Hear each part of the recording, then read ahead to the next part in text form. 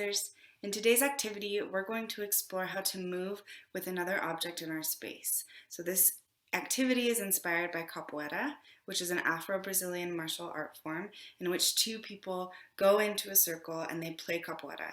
So they move around each other, they move over each other, and they move underneath each other. And that's what we're going to explore today, how to move around, over, and underneath something else.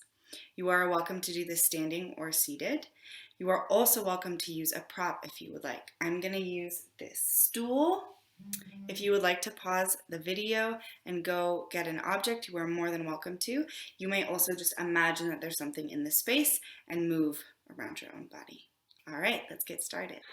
Okay, so the first thing that we're going to play with is how to move around our object. So if you got a prop, you could use a chair, you could use a stool, a bucket, a book, whatever you like. Place it in some space where you have some room around it. And we're going to start just by moving our body around it. So moving around the space, keeping our eyes toward our object so that we're aware where it is. And let's go in the other direction. So we're going to turn around and move around that object. Again, you can just imagine that there's something there. And now let's play with how we can move our body as we go around. So maybe you start to come low as you go around.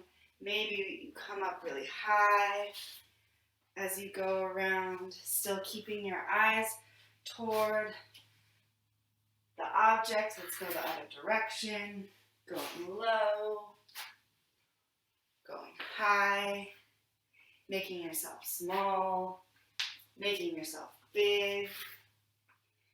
Now let's turn our back to our object. So not using our eyes, we're just going to sense where that object is and move around it, being aware of where we are in space. Let's go the other direction. Again, you can go low, you can go high. You can just move your arms around the object. We can move just our legs around our object. We could move our head and our upper body around our object. Keep exploring in your own space with your own body how you can keep moving around. Maybe you come really close and see how your movement has to change if you're really close to that object. Maybe go far away and see how your movement can change if you're far away from your object, still moving around. Go ahead and explore. Let's go around one more time.